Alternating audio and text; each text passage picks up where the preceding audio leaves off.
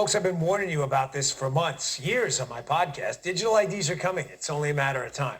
If you thought vaccine passports were bad, digital IDs would be even worse. It'd be the worst surveillance nightmare you can imagine. You know, in China, they use these things to give you a social credit score. Yeah, I warned you about that too. It's where people in this communist regime get graded on their obedience to the Communist Party. If they score low, you're in trouble. They can't buy what they want. They can't go where they want. They can't worship where they want. From the post-millennial, quote, the Gates Foundation pledges $200 million for international digital IDs. You see, in order to install a universal tracking and surveillance system on citizens, what China calls its social credit score, you have to be able to digitally track every move these people make. Every single move.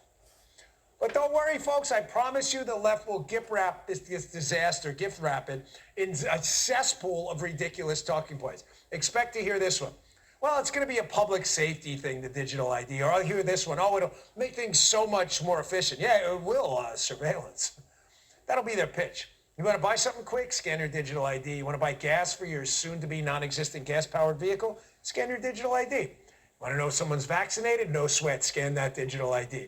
You want to know who they voted for? Oh, just scan their digital ID? You see where this is going?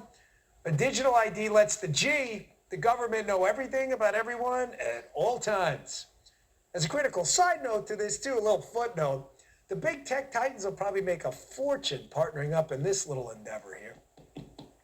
Intrusive surveillance, no matter what form it takes, folks, electronic or otherwise, it's been the hallmark of every totalitarian regime in human history. During the early and mid-20th century in Russia, the state used midnight raids and people willing to rat out their neighbors to surveil and censor the population or anyone unwilling to toe the regime's line. Millions and millions were killed.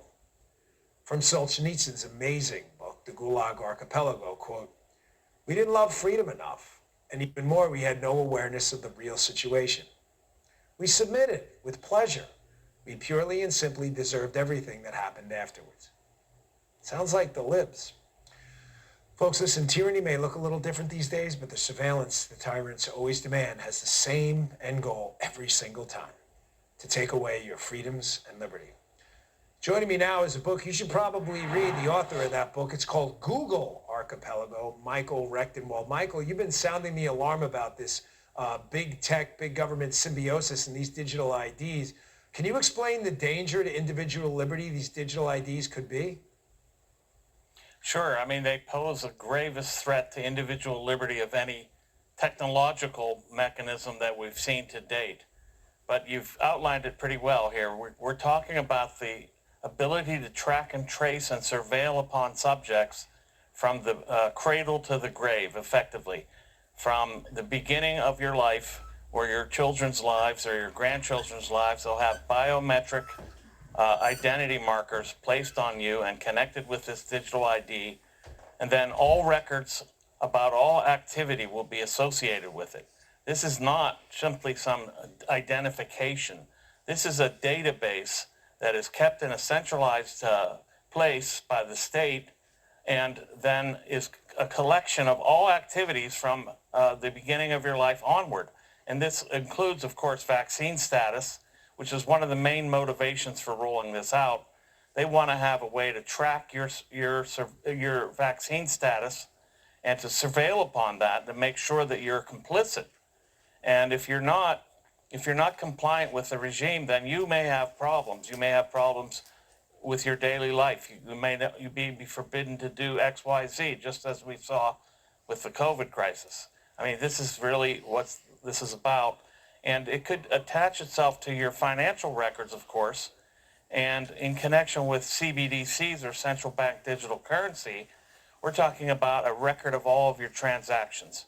So this creates the possibility of producing a profile that could include a political profile about you, which then can give the state, a rationale for surveilling upon you and for effectively tracking you for pre-crime reasons.